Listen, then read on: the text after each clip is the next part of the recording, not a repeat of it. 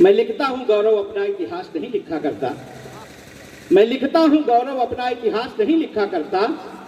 मैं स्वाभिमान के पन्नों पर परिहास नहीं लिखा करता। मैं लिखता हूं गौरव अपना इतिहास नहीं लिखा करता। मैं स्वाभिमान के पन्नों पर परिहास नहीं लिखा करता। क्या बात है मुझे कि निज की निजता का प्रश्न कहां, निज की निजता का प्रश्न कहां। जब देश प्रेम की बात चले, मैं राष्ट्र समर्पित भावों से मधुमास नहीं लिखा करता। मैं राष्ट्र समर्पित भावों से मधुमास नहीं लिखा करता। वाह क्या बात। क्यों इस प्रकार के अनुष्ठानों की आवश्यकता पड़ती है? हमने कवि का चोला क्यों पहना? आज हम आप लोगों के बीच में काव्य पाठ करने क्यों आए हैं? कि दैविक प्रकाश उच्च भावना से युक्त शेष। भैया थोड़ा सा एक लोग तो आप लोग थोड़ा सा इधर आ जाइए। संख्या कम है लेकिन थोड़ा सा जो पूर्व में हमसे पढ़ चुके हैं उनसे अनुरोध है थोड़ा दूरी बना के बैठिए। आप लोग ऐसा सुन रहे हैं जैसे लग रहा है हाथ से सुन रहे हैं और इससे व्यवधान उत्पन्न हो रहा है कि दैविक प्रकाश उच्च भावना से युक्त शेष, दैविक प्रकाश उच्च भावना से युक्त शेष राष्ट्र पर बलिहार करने को आया हूं और वंदन मां भारती का जीवन का ध्येय शुद्ध राष्ट्र भक्ति का प्रसार करने को आया हूं। जन चेतना विभोर, जन चेतना विभोर, पश्चिमी प्रभाव घोर परिवेश का सुधार करने को आया हूं। छद्म देश प्रेमियों की नीति के विरुद्ध युद्ध शब्द सायकों से वार करने को आया हूं। क्या बात। शब्द सायकों से वार करने को आया हूं। तो किंचित न भाती चाल, किंचित न भाती चाल, किंचित न भाती चाल, सब चालबाजियों की उनकी मैं चाल को विराम लिख देता हूं और रक्त में उबाल दिव्य साधना की धूलिका से काल के कपाल पर नाम लिख देता हूं। नाम लिख देता हूं। तो रोम रोम में बसे हैं राम की उपासना में, रोम रोम में बसे हैं राम की उपासना में श्वास प्रतिश्वास राम राम लिख देता हूं। और लेखनी को लिखने की शक्ति दी मां शारदे ने, मातु भारती को मैं प्रणाम लिख देता हूं। नाम लिख देता हूं। मातु भारती को मैं प्रणाम लिख देता हूं। चलिए बहुत ही पावन अवसर है। आदरणीय अजय प्रधान दादा ने अनुरोध किया, आदेश दिया था कि चंद्रशेखर आजाद की रचना पढ़ने के लिए उन्होंने निर्देशित मुझे किया था। मैं कुछ पंक्तियां पढ़ लूं। अभी देखिए दादा ने बहुत अच्छा, हमारे राजनीति से जुड़े हुए लोग मंडल अध्यक्ष जी बैठे हुए हैं, बहुत अच्छी बात लिखी। जब जब राजनीति लड़खड़ाई कवियों ने रास्ता दिखाया। मैं आज मंच पर उपस्थित कवियों के हवाले से आपके नाम कुछ पंक्तियां पढ़ दूं कि जब जब सत्ताएं भ्रमित हुई हमने ही राह दिखाया है। कि जब जब सत्ताएं भ्रमित हुई हमने ही राह दिखाया है। जब जब सत्ताएं भ्रमित हुई हमने ही राह दिखाया है। पौरुष उनका घुटनों बलचल मेरे समझ ही आया है। हमने ही दिशा दशा बदली, हमने ही। आप उस कालखंड को याद करिए जब कौरव और पांडव आमने सामने खड़े थे, तब रास्ता एक कवि ने ही दिखाया था जाकर के कुरुक्षेत्र में। तो जब जब सत्ताएं भ्रमित हुई हमने ही राह दिखाया है। पौरुष उनका घुटनों बलचल मेरे समझ ही आया है। तो हमने ही दिशा दशा बदली, गीता का ज्ञान दिया हमने, छल के सम्मुख नतमस्तक फिर भी परिणाम दिया हमने। तो हमने ही धर्म सनातन देश जग को शुद्ध कराया है। एक अश्वेत दिनमानों का दीपों से युद्ध कराया है। तो एक मर्यादा की गाथा को अवधि में गाया है हमने, एक मर्यादा की गाथा को अवधि में गाया है हमने। रच के मानस को मानस में सम्मान दिलाया है। रच के मानस को मानस में सम्मान दिलाया है हमने। हम ही तुलसी हैं भूषण हैं, हम हैं कबीर हैं सूर हैं हम वरदाई की बंसवेल मत समझो कि मजबूर हैं हम। हर सत्ता के संवर्धन से मेरा अपना भी नाता है। हर सत्ता के संवर्धन से मेरा अपना भी नाता है। और मेरी सहमति जो पाता है वो ही सत्ता में आता है। मेरी सहमति जो पाता है वो ही सत्ता में आता है। मत समझो हमको दीनहीन, मत समझो हमको दीनहीन, या सीधे बेचारे हैं हम आसमान में युगों युगों से उगे हुए ध्रुव तारे हैं। उगे हुए हम आसमान में युगों युगों से उगे हुए ध्रुव तारे हैं। इसीलिए मैं कहता हूं, उन कवियों से भी कहता हूं कि कर्म हो खबीस जैसे, कर्म हो खबीस जैसे, कर्म हो खबीस जैसे, दिखते हो ईस जैसे, नाहक न पुष्पमाल उनको चढ़ाइए। कर्म हो खबीस जैसे, दिखते हो ईस जैसे, नाहक न पुष्पमाल उनको चढ़ाइए। चाहे जितना सत्य आपको लुभाए नित्य, सत्य को तो सत्य भी है, सत्य ही बताइए।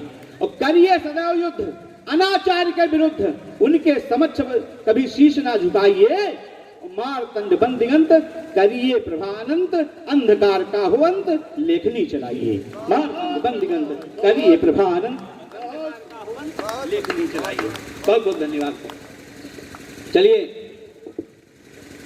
बहुत ही पावन अवसर है और ऐसे अवसर पर हम अपने शहीदों को याद भी करते हैं। हमको लगता है कविता के ओज के उस मूड में आप लोग आ गए हैं। मैं एक ऐसे अमर शहीद के नाम जिसने देश की आज़ादी में जिसका बहुत बड़ा योगदान है, जिसने स्वयं के हाथों स्वयं का बलिदान दे करके एक इतिहास रचा था, सीधे सीधे उस कालखंड में आपको ले चलता हूँ। 27 फरवरी 1931 का दिन, जिस दिन चंद्रशेखर आजाद जी ने अल्फ्रेड पार्क में अपने प्राणों की आहुति दी थी, उस शहीद के नाम कुछ पंक्तियां, उस बलिदानी के नाम कुछ पंक्तियां मैं समर्पित करता हूं। एक बार जोरदार तालियां बजा करके आप लोग आगे से बोलें। या तो हर मानस में ज्वाला, उस कालखंड की स्थिति क्या थी आदरणीय तिवारी जी? स्वागत है भैया, स्वागत। या तो हर मानस में ज्वाला की धधक दिखाई देती थी, या तो हर मानस में ज्वाला की धधक दिखाई देती थी, या सुबह शाम में बूटों की बस टाप सुनाई देती। क्या बात। तो पीड़ा मानवता को मिलती जिससे वैसा हरकत हुआ, पीड़ा मानवता को मिलती जिससे वैसा हरकत हुआ। बरसों तक सत्य सनातन की छाती पर नंगा नृत्य हुआ। कोई नतमस्तक था दिखता, कोई करता प्रतिकार दिखा, पर आज देश एकीकृत हो लड़ जाने को तैयार दिखा। क्या बात, वाह। तो कोई लड़ता था अस्त्रों से, वाह, कोई लड़ता था अस्त्रों से, कोई लड़ता बुनकर खादी। हर वो एक स्वर गूंज उठा, तो आजादी तो आजादी, आजादी तो आजादी। ऐसा लगता था अब तक कि हम सबसे बड़े अभागे हैं, ऐसा लगता था कि अब तक के हम सबसे बड़े अभागे हैं। उस कालखंड में सोए थे, इस कालखंड में जागे हैं। क्या बात। उस कालखंड में सोए थे, इस कालखंड में जागे हैं। तो पावनी वसुंधरा की अस्मिता बचानी हेतु, पावनी वसुंधरा की अस्मिता बचाने हेतु पीठ ना दिखाई वीर गोलियां भी खा गए। और धन्य धन्य भारती के लाल जो मिसाल बन पीढ़ियों को पाठ बलिदान का सिखा गए। तो नित्यमय नवाता शीश, नित्यमय नवाता शीश उन वीर बाकुरों को अपना विराट रूप शत्रु को दिखा गए। हो गए शहीद बलिदानियों की श्रृंखला में नाम सुनाम धन्य स्वर्ण से लिखा गए। वाह वाह, तो मातु भारती गुलाम जकड़ी थी बेड़ियों में, मातु भारती गुलाम जकड़ी थी बेड़ियों में, मुक्त हेतु उसके दुलारे धुन ठाने थे। और शीश ये रहे कटे या मिट जाए प्राण तन, जीवन है राष्ट्रित बस यही माने थे। तो धीर वीर धीरज को धार के चलाते बाण, धीर वीर धीरज को धार के चलाते बाण, वरतानियों से वो कमान तीर ताने थे। मत वाले थे वो लाल गुदड़ी के मानो जैसे, बूटी देश प्रेम वाली छत के वो छाने थे। क्या बात, वाह। तो नाम थे अनेक किंतु वीर बाकुरों में, नाम थे अनेक किंतु वीर बाकुरों में एक नाम था ललाम, एक ऐसा निराला था जिसने स्वराज को बनाया एकमात्र ध्येय, मन में स्वराज का ही स्वप्न एक पाला था। तो नाम था वो एक जो कि गोरों को जलाता खूब, आंख में था घाव सा जो दिल में वो छाला था। नाम था वो वीर चंद्रशेखर आजाद नाम, नाम था सुनाम धन्य, नाम एक आला था। नाम था सुनाम धन्य, नाम एक आला था। तो अरविंद, एक शब्द चित्र में बनाता हूं, इस छंद में कहीं चंद्रशेखर आजाद की प्रतिमा आपको दिख जाए तो पूरा सदन तालियां बजा करके मुझे आशीर्वाद दे। स्वागत भैया, स्वागत। तो नाम थे अनेक किंतु वीर बाकुरों में एक नाम था ललाम, एक सबसे निराला था जिसने स्वराज को बनाया एकमात्र ध्येय, मन में स्वराज का ही स्वप्न एक पाला था। नाम था वो एक जो कि गोरों को जलाता खूब, आंख में था घाव सा जो दिल में वो छाला था। और नाम था वो वीर चंद्रशेखर आजाद नाम, नाम था सुनाम धन, नाम एक एक आला था। तो अरविंद के समान दिव्यता समाई हुई, अरविंद के समान दिव्यता समाई हुई, काया वो नहीं कि जैसे एक अंशुमाली थी, सुंदर बलिष्ठ गौरवर्ण कांतियुक्त देह ब्रह्मचर्य से निखार सांचे में ही ढाली थी। तो कटी में बंधी सदैव पिस्टल थी रक्षा हेतु, कटी में बंधी सदैव पिस्टल थी रक्षा हेतु, रहती छुपी परंतु बड़े काम वाली थी। कांधे से पड़ा जनेऊ और मूंछ ताव देती, देश प्रेम भाव युक्त छवि वो निराली थी। वाह वाह। क्या तो हत्या जो हुई थी, घटनाक्रम से जोड़ दूं कि हत्या जो हुई थी लाला राजपति जलाल राय जी की, बदला चुकाने हेतु बम को चलाया था। उस कांड की बनाई भूमिका आजाद ने थी, मार्ग के असेंबली में सैंडर्स गिराया था। तो ट्रेन लूट कांड की जो घटना खाकोरी की थी, उसमें भी नाम चंद्रशेखर का आया था। इन्हीं वारदातों ने हिलाई चूर कंपनी की और उन्हें देश राष्ट्र नायक बनाया। तो चलते थे छाल अंग्रेज बार बार किंतु चलते थे, उनको पूरा समुदाय जो था उस समय के जितने क्रांतिकारी थे पंडित जी कहते थे। तो चलते थे चाल अंग्रेज बार बार किंतु पंडित से जाते हार पार नहीं पाते थे। दांव तो लगाते खूब लगता नहीं परंतु दांत को निकाले मुंह बाए रह जाते थे। तो भेष को बदल के थे आते जाते वो कहीं भी, भेष को बदल के थे आते जाते वो कहीं भी, रूप भांति भांति के वो अपने बनाते थे और नाम है आजाद, नाम अनुरूप घूमते हैं। सोच सोच अंग्रेज खूब खार खाते थे, खूब खार खाते थे। सोच सोच बहुत बढ़िया, बहुत सुंदर। और जैसा कि आप सभी बता हैं कि वीर सिरमौर क्रांतिकारी थे भगत सिंह, वीर सिरमौर क्रांतिकारी थे भगत सिंह।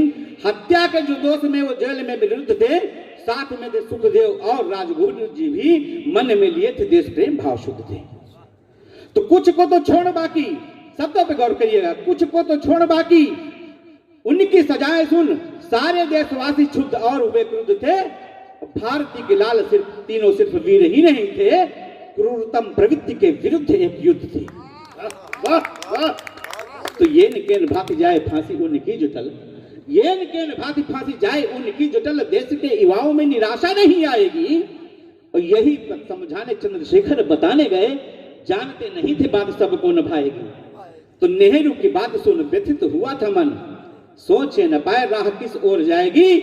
आनंद भवन से निकल आए अल्फ्रेड में, जाने न पाए मौत यहाँ खींच लाएगी, जाने न पाए मौत यहाँ खींच लाएगी। अल्फ्रेड पार्क प्रयागराज में स्थित है, हम कवियों के लिए तीर्थ है। आप वहां जब जाइए तो देखिए दाहिने हाथ में एक बट वृक्ष लगा हुआ है। मैं उसकी जुबानी आगे की कथा सुनाता हूं, चूंकि जाकर के वहां जब बैठ गए चंद्रशेखर आजाद तब क्या हुआ है। तो आज भी है बट वृक्ष पार्क का बना गवाह। दादा आप तो छंदों के महारथी, कि आज भी है बट वृक्ष पार्क का बना गवाह। मौन हो बताता दर्श कितना वो भारी था, लगता था सूर्य को छुपाने हेतु बादलों का सम्यक प्रयास फिर आज हुआ तारी था। तो मेरे ही तो पास बैठ देश के हितार्थ कुछ साथियों से वार्ता का क्रम किया जारी था। और मेरे परिक्षेत्र को बनाने हेतु तीर्थ लिखने को आया तकदीर वो हमारी था, लिखने को आया तकदीर वो हमारी थी। तो इतने में देखा कुछ लोग आए ऐसे मानो, इतने में देखा कुछ लोग आए ऐसे मानो सिंह की वो टोह लेने स्याल छुप आए थे। पास आए देखा अंग्रेज जान नाट बेवर, साथ में विश्वेश्वर भी शस्त्र को उठाए थे। तो देने लगे गालियां वो गोलियां चलाने लगे, किंतु क्षमता को रंज भाप नहीं पाए थे, किंतु क्षमता को रंज भाप नहीं पाए थे।